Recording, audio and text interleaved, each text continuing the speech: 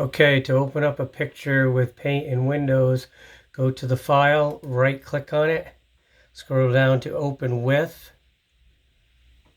and choose Paint.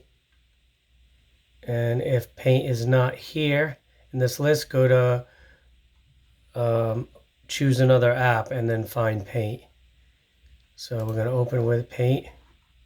Here's a picture. You can size it, zoom out. Then you have your pencil tool here.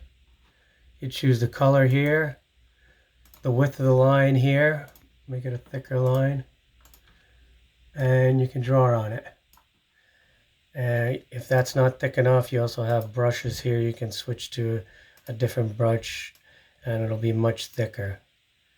You have a text tool here